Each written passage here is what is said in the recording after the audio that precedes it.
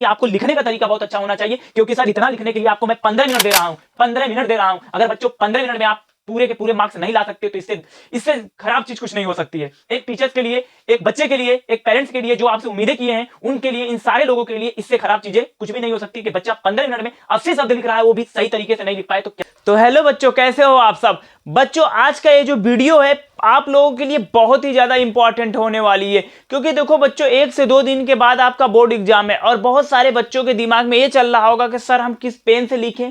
आपको बहुत सारे बच्चों को पता भी नहीं होगा कि पेन कौन सा यूज करें, किस स्ट्रेटजी के साथ, किस प्लानिंग के साथ हम बोर्ड के एग्जाम में बैठे हैं।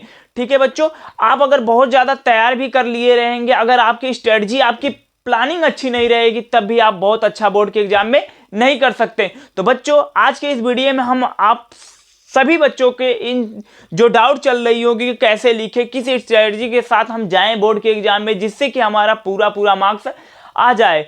तो बच्चों आप अगर नए हैं चैनल पे तो चैनल को सब्सक्राइब कर लीजिए, जिससे कि मैं अगला वीडियो जब डालूं तो इसका नोटिफिकेशन आपके पास पहले पहुंच जाए। और हाँ, आज के इस वीडियो के लास्ट तक अगर आप बने रहते हैं तो आपके सारे डाउट क्लियर हो जाएंगे। ठीक है बच्चों, तो देखो सबसे पहले मैं बात करता हूं कि कौन सी पेन का यूज करें। तो देखो बच्चों, बहुत सारे बच्चों के दिमाग में रहता है ना कि कौन सा पेन यूज करें। तो पहला चीज, कौन सा पेन नहीं यूज करना है, आपको जेल पेन यूज नहीं करना है बच्चों।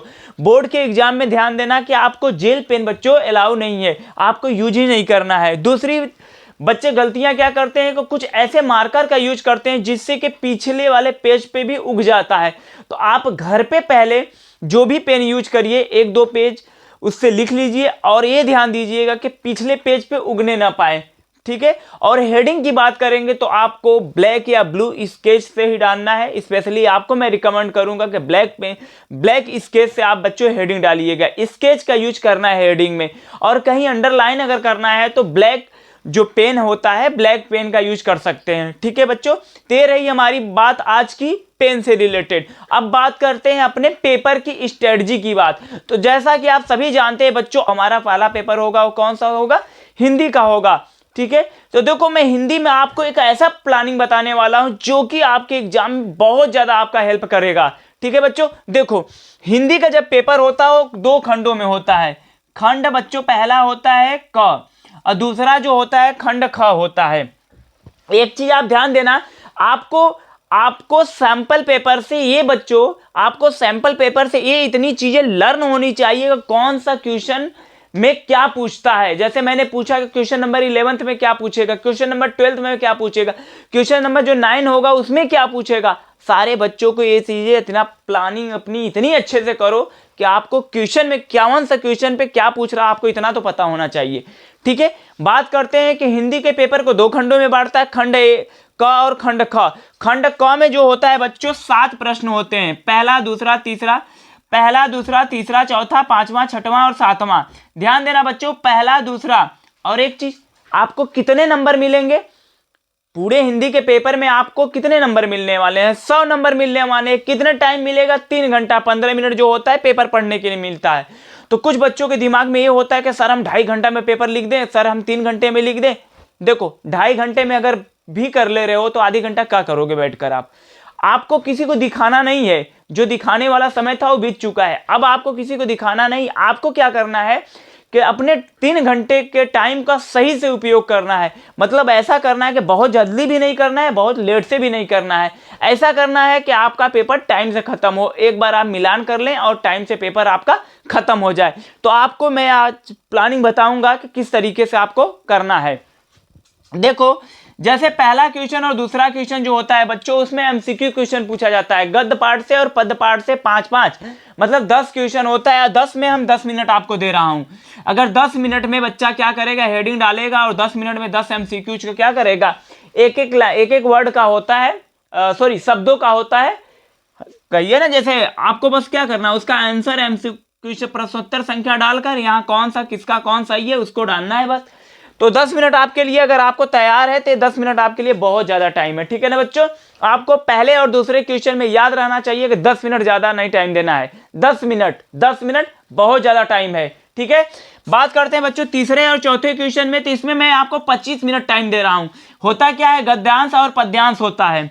गद्यांश और पद्यांश से आधारित प्रश्न होता है, 5-5 नंबर के होते हैं और उस पे बच्चों हम आपको 25 मिनट टाइम दे रहा हूं, याद रखना 25 मिनट बहुत ज्यादा टाइम होता है, ठीक है। उसमें संदर्भ सहित व्याख्या करना होता है, संदर्भ लिखना होता है, पहला क्वेश्चन होगा संदर्भ लिखना होता है, उसके बाद क्या होगा उस पे आधारित कुछ क्वेश्चन होते हैं वही करना होता है आपको, 3-4 क्वेश्चन जो भी होते हैं। तो आप ध्यान देंगे कि इसके लिए 25 मिनट बहुत मैक्सिमम टाइम है, अगर बच्चा अच्छे से कर रहा है तो बहुत ज्यादा। ऐसा आपको ये दिमाग रखना, जो बच्चे अच्छे बच्चे हैं, जो टॉपर बच्चे, वो मेरी बात को ध्यान से समझेंगे, ऐसी गलती मत कर देना कि इस 25 मिनट को 15 मिनट में कन्वर्ट कर देना, 10 ही मिनट में करके खाली हो जाना। नहीं बच्चों, बहुत ज्यादा किसी को दिखाने की जरूरत नहीं है। आज आपको ऐसी प्लानिंग के साथ करना है, आज आपको ये स्ट्रेटजी आपके पास होनी चाहिए कि मेरा पेपर सबसे बेस्ट होना चाहिए, ठीक है। तो उसमें आपको अगर बेस्ट बनाने का काम कौन करेगा, आपका टाइमिंग, आपका सही शेड्यूल, ठीक है बच्चों। तो आपको टाइमिंग ध्यान देना है, इसको कम से कम अगर बहुत जल्दी कर रहे हैं, बहुत आसान है, तो 20 मिनट तो लगाओ, अच्छे से लिखो, हेडिंग को अच्छे से लिखो, प्रश्नोत्तर संख्या क्या है, संकेत लिखना मत भूलना, संकेत लिखना आप मत भूलना, ठीक है बच्चों, क्योंकि अथवा करके दिया रहता है क्वेश्चन, अगर संकेत नहीं लिखोगे तो आपको ये पता नहीं चलेगा एग्जामिनर को कौन सा वाला आप किए हो, ठीक है बच्चों। क्या ध्यान देना है, संकेत। अगली बात करेंगे कौन सा, पांचवा क्वेश्चन में क और ख होता है। इसमें क्या होता है बच्चों, लेखक और कवि का साहित्यिक परिचय होता है, कभी कभी जीवन परिचय होता है। और एक चीज मैं आपको और इंपॉर्टेंट बातें बता देना चाहता हूं बच्चों, अगर आप सामान्य हिंदी वाले हैं बच्चों, अगर आप साइंस मतलब फिजिक्स, केमिस्ट्री, मैथ, बायोलॉजी वाले बच्चे हैं, तो आपके पेपर में सामान्य हिंदी होना चाहिए। सिर्फ हिंदी है तो समझ जाना, आप तुरंत क्लास में सर से बोलिए कि सर मेरे पेपर पे सिर्फ हिंदी है, सामान्य हिंदी नहीं है, क्योंकि हिंदी आप सामान्य हिंदी वालों का पेपर नहीं होता है। जो बच्चे सामान्य हिंदी वाले होंगे उनके पेपर पे सामान्य हिंदी लिखा होगा। तो जब पेपर मिलेगा तो सबसे पहले बच्चों आप ये ध्यान देना कि मेरे पेपर में सर सामान्य हिंदी है कि नहीं है, ठीक है। ये बहुत इंपॉर्टेंट चीज होती है, ठीक है ना बच्चों। तो देखो आगे बात करते हैं, पांचवा में क और ख होता है, जिसपे बच्चों मैं टाइम 20 मिनट दे रहा हूं। और एक चीज और ध्यान देना बच्चों, इसमें जो होता है एक लेखक और एक कवि का साहित्यिक परिचय और जीवन परिचय जो होता है वही लिखना होता है। अधिकतर साहित्यिक परिचय पूछता है कक्षा 12वीं में सामान्य हिंदी में। तो मैं इसमें आपको रिकमेंड करूंगा आचार्य हजारी प्रसाद द्विवेदी, एपीजे अब्दुल कलाम, वासुदेव सरला अग्रवाल, लेखक के जीवन परिचय। बच्चों अगर इन तीनों लेखकों का जीवन परिचय आपको याद है तो कोई भी टेंशन लेने की जरूरत आपको नहीं है, ठीक है। आप देख लेना, बोर्ड के एग्जाम देने के बाद आना, आपको जरूर इसमें से जो मैं बता रहा हूं वो पेपर में फंसेगा, ठीक है बच्चों। जो मैं बता रहा हूं वही आएगा, ये ध्यान देना इसमें, ठीक है। इसे आप तैयार करके एक बार जाइए तो देखिए। तो दूसरी अगर बात करेंगे कवि की, कवि में सुमित्रा नंदन पंत जी और रामधारी सिंह दिनकर और मैथिली शरण गुप्त, ठीक है बच्चों। इन तीनों लोगों का आपको साहित्यिक परिचय, कृतियां कैसे लिखते हैं, जब आप लिखने जाइएगा जीवन परिचय तो ध्यान देना बच्चों, इसमें संक्षिप्त परिचय जरूर देना। संक्षिप्त परिचय एक बॉक्स बनाकर उसमें संक्षिप्त परिचय जरूर देना। साथ ही साथ जहां भी इंपॉर्टेंट टॉपिक लगेगा उसको अंडरलाइन करना और ब्लैक पेन से लिखना मत भूलना बच्चों, ठीक है। मेरी बातें आपको क्लियर समझ में आ रही है कि नहीं, मेरी बातें आपको समझ में आ रही है कि नहीं बच्चों। जिन जिन बच्चों को अगर समझ में आ रही है एक बार मुझे कमेंट करके जरूर बताइएगा, ठीक है। इस वीडियो को लास्ट तक अगर आप देख के जाते हैं और इस स्ट्रेटजी का फॉलो करके जाते हैं, जो भी कुछ घंटे बचे हुए हैं, तो आपके बोर्ड एग्जाम में कोई प्रॉब्लम नहीं होने वाली है। मैं ये पूरे दावे के साथ कह रहा हूं बच्चों, ठीक है। बहुत ज्यादा अगर पढ़ने की कोशिश आप करोगे तो कोई मतलब नहीं है, कुछ नया बहुत ज्यादा करने की जरूरत नहीं है। जो आप तैयार किए हो उस पे बस अब टाइम मैनेजमेंट सही से करना है आपको। अगला क्वेश्चन बात करते हैं बच्चों, देखो 6 नंबर का जो होगा वो कहानी होगा। कहानी में बच्चों आप बहादुर या पंचलाइट कहानी का उद्देश्य या सारांश ऐसे कुछ पूछता है।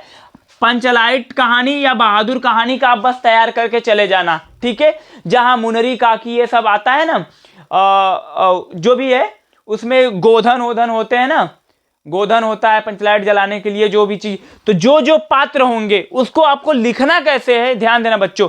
जो पात्र होंगे पहले इसके मुख्य पात्र ऐसे लिख लेना। इस कहानी के मुख्य पात्र कौन कौन होंगे, तो जो जो होंगे उनका नाम लिख लेना, ठीक है।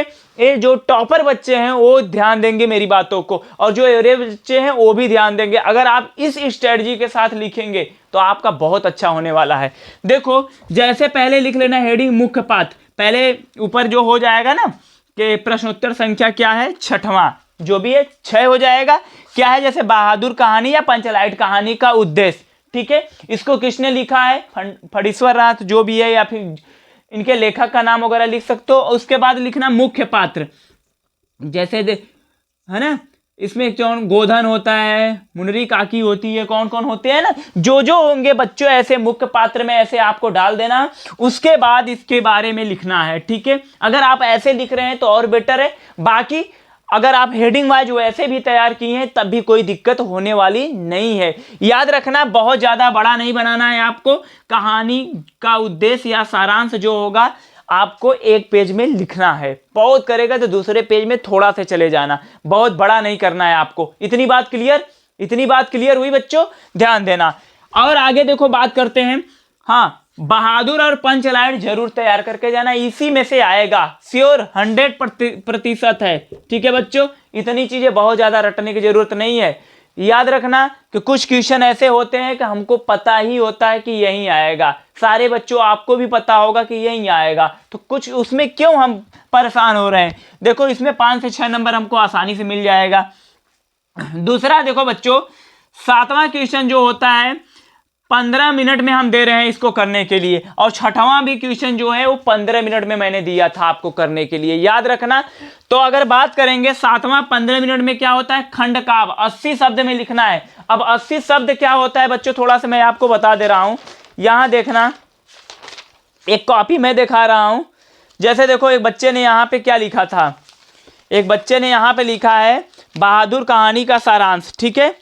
तो देखो अब मैं, अमरकांत ने लिखा था, अमरकांत जी द्वारा रचित कहानी है बहादुर। यहां पे मैं एक कॉपी को दिखाकर आपको क्या बताना चाहता हूं, ध्यान देना। शब्द अगर गिनेंगे तो 1 2 3 4 5 6 7, अगर एक लाइन में 7 शब्द आ रहे हैं तो कितना, 7 दूना 14, 7 मतलब देखो 4 लाइन के अंदर 40-45 शब्द हो गए। तो 45 शब्द यहां तक हो गए बच्चों, 45 शब्द यहां तक हो गए बच्चों। अगर 45 शब्द और करोगे तो यहां तक आने में 90 शब्द हो गए। मतलब देखो इतने में ही 80 शब्द हो गया बच्चों, इतने में ही 80 शब्द हो गया। घबराने की कोई बात नहीं है कि नहीं हम 2 पेज में लिखेंगे तभी हमको 80 शब्द मिलेगा। 80 शब्द आपको इतने में ही मिल जा रहा है। देख लेना, आप गिन लेना ना, 1 2 3 4 ऐसे शब्दों को गिन लेना। 4 लाइन से 5 लाइन में आपको 40 से 45 शब्द मिल जा रहा है, तो 10 से 15 लाइन के अंदर आपको 90 शब्द के करीब मिल जाएगा बच्चों। तो एक पेज अगर आप लिख रहे हो तो 80 शब्द से ज्यादा हो गया। घबराने की कोई बात नहीं, आपको लिखने का तरीका बहुत अच्छा होना चाहिए, क्योंकि सर इतना लिखने के लिए आपको मैं 15 मिनट दे रहा हूं, 15 मिनट दे रहा हूं। अगर बच्चों 15 मिनट में आप पूरे के पूरे मार्क्स नहीं ला सकते तो इससे खराब चीज कुछ नहीं हो सकती है। एक टीचर्स के लिए, एक बच्चे के लिए, एक पेरेंट्स के लिए जो आपसे उम्मीदें किए हैं उनके लिए, इन सारे लोगों के लिए इससे खराब चीजें कुछ भी नहीं हो सकती कि बच्चा 15 मिनट में 80 शब्द लिख रहा है, वो भी सही तरीके से नहीं लिख पाए तो क्या बात है यार। ठीक है, मेरी बातों को आप लोग बहुत अच्छे से गहराई से सुनना।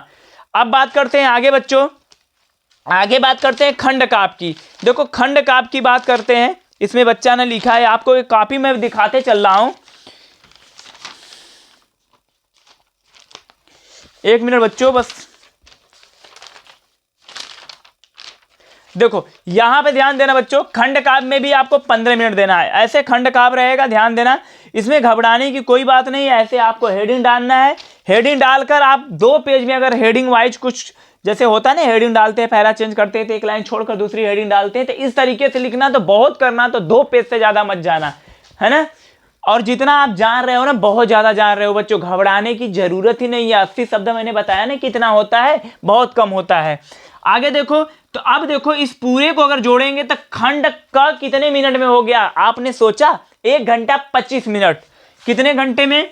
1 घंटा 25 मिनट में बच्चों, 1 घंटा 25 मिनट में खंड का कंप्लीट। जितने टाइम मैंने आपको दिया था 15 15 20 25 10 मिनट, 1 घंटा 25 मिनट में हमारा खंड का खत्म हो गया। और याद रखना खंड क में 7वां क्वेश्चन तक जाना। तो जब आप घड़ी लिए रहना तो उसमें देखना जब 1 घंटा 25 मिनट होगा तो याद रखना कि हमारा 7वां क्वेश्चन कंप्लीट हुआ कि नहीं। अगर आपका 7वां क्वेश्चन 1 घंटा 25 मिनट तक होते होते कंप्लीट हो जा रहा है तो आप बहुत अच्छे टाइम पे जा रहे हो, आपकी टाइमिंग बहुत अच्छी है बच्चों, कोई भी बात घबराने की नहीं है। ठीक है, बात समझ में आई। चले अब बात करते हैं खंड ख की। खंड ख में क्या होगा, खंड ख में पहला क और ख जो होता है बच्चों उसमें संस्कृत वाला एक आता है गद्यांश और एक आता है क्या, एक आता है बच्चों एक वो आपको श्लोक रहेगा। श्लोक में सुभाषी रत्नानी वाला चैप्टर तैयार कर लेना और पहला चैप्टर है जो भी, इन 2 चैप्टर से मैं 100% बता रहा हूं आपको कि श्लोक एक आएगा ही आएगा। ठीक है, आपको 2 चैप्टर सिर्फ श्लोक में देखना है। ठीक है बच्चों, तो 2 चैप्टर उन श्लोक वाले चैप्टर को देख लेना और हिंदी में जो संस्कृत में जो गद्यांश आता है उसको देख लेना। इससे बच्चों क और ख दोनों को मिलाकर अगर आप करोगे तो 25 मिनट दे रहा हूं। लिखना कितना होता है बच्चों, संदर्भ सहित व्याख्या करना है, हिंदी में अनुवाद। पहले आपको संदर्भ लिखना है, प्रस्तुत जो भी गद्यांश पद्यांश हमारी पाठ्य पुस्तक हिंदी के किस से लिया गया है, उसके बाद उसका हिंदी में अनुवाद। इतने कर देने से आपको पूरा मार्क्स मिल जाएगा। आई होप के 7 नंबर में चाहे क्वेश्चन 7 नंबर में एक क्वेश्चन पूछता है तो 7 दूना के 14 नंबर ये दोनों मिलाकर हो जाएगा। और 14 नंबर लाने के लिए एक पेज भी नहीं लिखना होता है, मतलब एक क्वेश्चन को एक पेज भी नहीं लिखना होता है और दोनों क्वेश्चन मिला के मान के चलिए कि आधी पेज में या फिर कहिए तो 2 पेज के कम, 2 पेज से कम में बच्चों आपको 14 नंबर मिल जा रहा है। मैं क्वेश्चन दिखा दूं आपको, मैं आपको एक क्वेश्चन दिखा दे रहा हूं बच्चों। देखो जैसे 8वां का ख है, आपको कैमरे में अगर अच्छे से दिख रहा है बच्चों तो ध्यान देना, 8वां का ख है।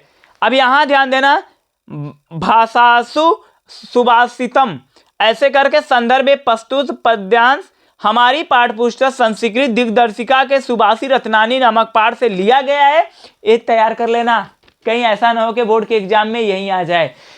हिंदी में अनुवाद क्या करना है, भाषाओं में संस्कृत सबसे मुख्य और अलौकिक है, इससे भी मधुर इसके काव्य हैं तथा काव्य से भी अधिक मधुर इसकी सुंदर सूक्तियां हैं। बच्चों देखो इतना कर देने से 2 नंबर इस पे, और अगर 5 नंबर का होगा तो 2 इस पे और 3 इस पे मिल जाएगा, अगर 7 नंबर का होगा तो 2 इस पे और 5 इस पे।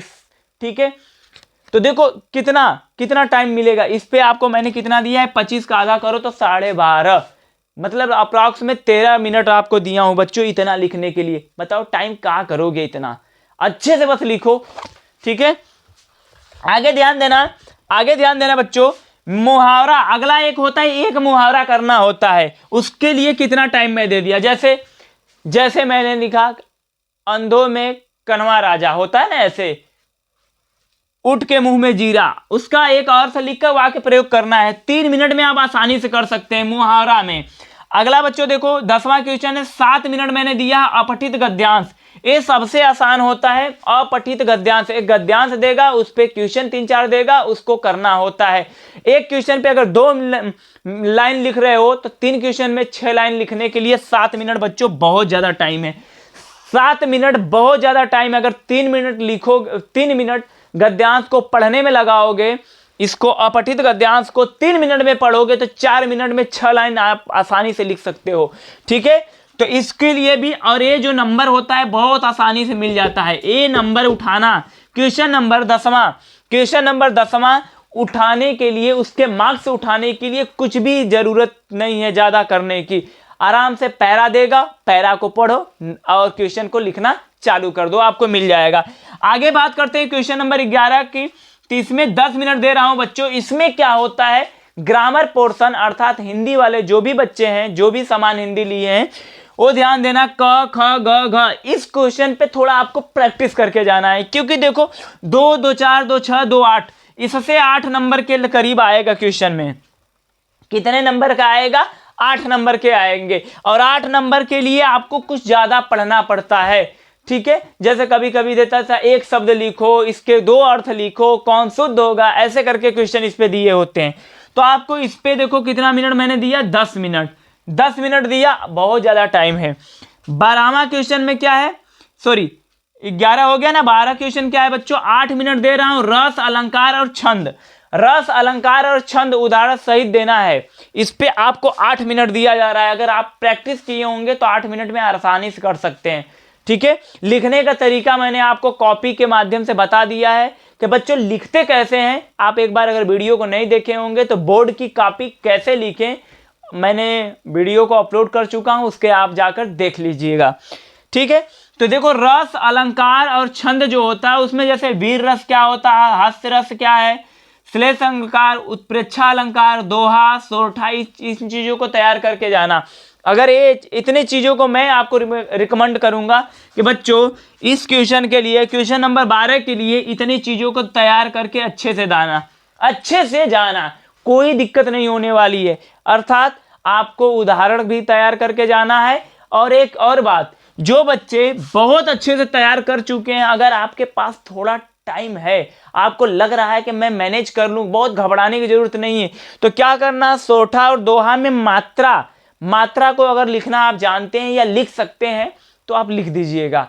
ठीक है, नहीं तो कोई बात नहीं है। ठीक है, घबराने की बात नहीं है। अगर नहीं हो पा रहा है तो उसको उतने पे छोड़ देना, लेकिन उदाहरण और उस पे जो पूछेगा उसको लिखने के बाद उसका उदाहरण बहुत अच्छे से लिखना। ठीक है, बस यही आपको बताना था कि अगर आपको मात्रा आ रहा है तो उसको छोड़िए मत, उसको भी लिख दीजिए, लेकिन हाँ करेक्ट होना चाहिए, है ना। ऐसा नहीं कि दिमाग में थोड़ा कम पता है और उसको भी लिख दो तो जो बना बनाया चीज भी बिगड़ जाए, ऐसी नहीं करना गलती। देखो हास्य रस में क्या होता है, अस्थाई भाव, वीर रस में क्या होता है, अस्थाई भाव, श्लेष अलंकार क्या होता है, उत्प्रेक्षा अलंकार क्या होता है, दोहा क्या होता है, सोठा क्या होता है। ठीक है, इसमें कितने चरण होते हैं, कैसा छंद है, सारे चीजों पे मैंने वीडियो बनाया है। अगर आपने नहीं देखा तो उसको भी जाकर आप देख लीजिएगा। बाकी आप तो तैयार कर ही लिए होंगे। ठीक है बच्चों, आगे बात करते हैं 13वां क्वेश्चन पे। 10 मिनट में लिखना है प्रार्थना पत्र। बच्चों याद रखना, प्रार्थना पत्र को 10 मिनट में लिखना है। और मैं बताया था आपको प्रार्थना पत्र कैसे लिखना है। ठीक है, पिछले वीडियो में मैंने बच्चों आपको बता दिया था कि प्रार्थना पत्र को आपको कैसे लिखना है। याद रखना बच्चों, यहाँ पे सबसे पहले देखो, यहाँ पे क्या लिखना है, सेवा में। ठीक है बच्चों, सेवा में कामा लगाना है। यहाँ पे जैसे हम प्रबंधक महोदय लिखते हैं तो आपको लिखना है श्रीमान। श्रीमान जैसे बैंक के लिए दे रहे हैं तो वहां पर लिखेंगे श्रीमान श्रीमान, जो भी बैंक प्रबंधक होंगे, श्रीमान प्रबंधक महोदय, कौन सा बैंक, जैसे हमने कहा पंजाब बैंक या भारतीय स्टेट बैंक, जो भी बैंक होगा उसको लिखना। तो क्या लिखेंगे, पंजाब नेशनल बैंक। ठीक है बच्चों, सेवा में श्रीमान प्रबंधक महोदय पंजाब नेशनल बैंक। जैसे मैंने कहा मधुपुर सोनभद्र, तो आप नीचे मधुपुर सोनभद्र लिखिएगा। फिर विषय डालिएगा बच्चों। विषय क्या करेंगे, विषय इसके सामने डालिएगा। ठीक है, विषय इसके सामने डालिएगा और उसको ब्लैक पेन से लिखिएगा। किस पेन से लिखिएगा, सेवा में जहां है, सेवा में के सामने विषय डालिएगा और पूरा विषय को ब्लैक पेन से लिखिएगा। जैसे इसमें है कि शिक्षा प्राप्त करने के लिए ऋण हेतु, तो बच्चों इस विषय को आप देख सकते हैं कि जो ये विषय है इसको यहां पर डालिएगा। विषय लिखने के बाद शिक्षा प्राप्त करने हेतु ऋण प्राप्त। ठीक है, शिक्षा प्राप्त करने के लिए ऋण हेतु। ठीक है बच्चों, तो यहाँ पे आपको विषय डालना है, ये भी पूरा ब्लैक से डाल देना है। इतनी बात के लिए स्केच का यूज मत करना, ब्लैक वाली जो पेन आती है उसका यूज करना। फिर महोदय लिखना, कामा लगाना और यहाँ से चीजें लिखने के बाद लास्ट में धन्यवाद लिखने के बाद इधर भौदी लिख देना और क ख ग लिखना, या प्रार्थी लिख के क ख ग लिखना, बहुत कर सकते हो तो पता डाल देना। ठीक है, ऐसा मत कर देना कि अपना नाम नहीं लिखना है। ठीक है, पेपर में आपको अपना नाम नहीं लिखना है बच्चों। इतनी बात भी क्लियर। और लास्ट क्वेश्चन क्या है, लास्ट क्वेश्चन बच्चों हम लोगों का है 14वां जो क्वेश्चन है वो 25 मिनट में आपको करना है निबंध। क्या करना है, निबंध में सबसे पहले बच्चों आपको हेडिंग डालना है। जिस भी निबंध को पूछेगा उसको हेडिंग डालना है। उसके बाद उस पर रूपरेखा तैयार करना होगा। रूपरेखा लिखने के बाद उस पर जितने भी हेडिंग बन सकते हैं उन हेडिंगों को सबसे पहले लिखेंगे। निबंध प्रश्नोत्तर संख्या 14 डालेंगे। किस पे निबंध पूछा गया है उसको लिखेंगे, मतलब उस हेडिंग को लिखेंगे ब्लैक स्केच से। फिर उसके बाद रूपरेखा लिखेंगे। रूपरेखा में जितनी भी हेडिंग हो सकती हैं उन हेडिंगों को लिखेंगे, है ना। रूपरेखा डालने के बाद जैसे पहला प्रस्तावना हो गया, ठीक है। दूसरा क्या होगा, जो भी टॉपिक पे पूछा जाएगा क्रम से ऐसे लिख लीजिएगा, 3 4 5 6 हेडिंग। लिखने के बाद उन हेडिंगों को अब एक एक बारी बारी करिए और उसके बारे में 2 लाइन 3 लाइन लिखिए, ठीक है बच्चों। तो ऐसे करेंगे तो आपको ये निबंध पे भी 25 मिनट में आसानी से बहुत अच्छे से लिख सकते हो। अब बात करते हैं बच्चों कि खंड ख में कितना टाइम लगेगा। तो खंड ख में 1 घंटा 28 मिनट लगा, ठीक है। खंड क में 1 घंटा 25 मिनट लगा। दोनों को जोड़ोगे, दोनों को जोड़ने के बाद 2 घंटा 53 मिनट लगा, ठीक है बच्चों। 2 घंटा 53 मिनट में हम बहुत आसानी से पेपर सॉल्व कर लेंगे। कैसे, जब इस स्ट्रेटजी के साथ जाएंगे। तो अगर मान लो मैं बता रहा हूं कि तुमने बहुत कोशिश किया और 2.5 घंटा में पेपर हल कर लिया, उसके बाद बैठे हो, बताओ अगर तुमने इस क्वेश्चन में या इस क्वेश्चन में थोड़ा कम लिखा है, सही तरीके से नहीं लिखा है, तो उस आधे घंटे में क्या कर सकते हो? उसमें घुस के उसको कुछ भी कर सकते हो? कुछ भी नहीं कर सकते बच्चे। अब क्या करना है, बस पछताना है। तो इसलिए ये ध्यान देना कि बहुत पहले नहीं कर लेना है, बहुत बाद में भी नहीं करना है, ऐसे टाइम पे करना है कि हमारा पूरा कंप्लीट हो और अच्छे से कंप्लीट हो, ठीक है। तो मेरे इस बात को ध्यान देना कि अब देखो 2 घंटा 53 मिनट में हमारा पूरा खंड क और खंड ख पूरे अच्छी तरीके से तैयार हो गया कि नहीं। देखो आप ही देखो टाइमिंग के हिसाब से 25 मिनट आधी घंटा के करीब दे रहा हूं आपको ऐसे लिखने के लिए। अब बताओ क्या चाहिए, अब बताओ क्या चाहिए तुम्हें, ठीक है। अब बताओ, आप ही बताओ क्या चाहिए, आराम से लिख सकते हो। अब 2 घंटा 53 मिनट में हो गया तो 7 मिनट इधर बचा। 7 मिनट में क्या करोगे, एक बार आप रिवाइज कर लोगे। 7 मिनट किसी बच्चे के लिए बहुत ज्यादा टाइम होता है रिवाइज करने के लिए कि कहां पे मेरी क्या मिस्टेक है, कहीं छूटा तो नहीं है, कहीं हेडिंग नहीं ना भूल गए। तो 7 मिनट में आप देख सकते हो। बाकी आपको जो 15 मिनट एक्स्ट्रा मिल रहा था उस 15 मिनट को अभी मैंने इसमें मेंशन नहीं किया है, इसमें ऐड नहीं किया, वो तो छोड़ दो। उसमें तुम्हें पाई खींचना होगा, उसमें तुमको जो कॉपी भरना होगा बच्चों वो देख लो, 15 मिनट में पेपर पढ़ना होगा, वो सब छोड़ दो। वो सारी चीजों को छोड़ दे रहा हूं, 15 मिनट इसमें ऐड ही नहीं किया हूं। अगर उसको ऐड करूंगा तो 20-25 मिनट सोच लो, 20 7 इधर 15 इधर, 22 मिनट पहले पेपर हल हो जाएगा। तो इसको मैं ऐड नहीं कर रहा हूं। 7 मिनट 10 मिनट अगर पहले पेपर हल हो रहा है तो समझ लो हिंदी का पेपर में बहुत अच्छा टाइम है, ठीक है। क्योंकि हिंदी का पेपर बच्चों ज्यादा लिखना होता है, उसमें अगर आप अच्छे से लिखते हुए 7 मिनट बचा ले रहे हो तो आपसे अच्छा कोई नहीं है, ठीक है। तो बच्चों इस स्ट्रेटजी के साथ, अगर इस स्ट्रेटजी के साथ इन टॉपिकों पे ध्यान देते हुए अगर आप पढ़ाई करोगे और ऐसे पेपर लिखोगे तो आपका पेपर मैं पूरे दावे के साथ कह सकता हूं कि बहुत अच्छा जाएगा, ठीक है बच्चों। तो ऑल द बेस्ट आप सभी लोगों को, मिलते हैं अगले वीडियो में, तब तक के लिए धन्यवाद बच्चों, ठीक है। घबराने की बात नहीं है। आप सभी बच्चों को जो बोर्ड के एग्जाम देने वाले हैं उन सभी बच्चों को बहुत बहुत बहुत ज्यादा कंग्रेचुलेसन, अग्रिम, कि आपका बोर्ड का एग्जाम बहुत अच्छे से जाए। ऑल द बेस्ट बच्चों, और घबराने की कोई बात नहीं है। आपके साथ आपका पेन, आपका जो पढ़े हुए साल भर वो सारी चीजें आपके साथ है, आपके टीचर्स, आपके पेरेंट्स, सबकी दुआएं आपके साथ है बच्चों, और सब लोगों की उम्मीदें आपके साथ जुड़ी हुई हैं। तो आप सभी लोग अच्छे से रहिए, अपने हेल्थ का ध्यान रखिएगा, क्योंकि हेल्थ इज वेल्थ, ठीक है बच्चों। तो मिलते हैं अगले वीडियो में, तब तक के लिए बाय बाय, टेक केयर, धन्यवाद।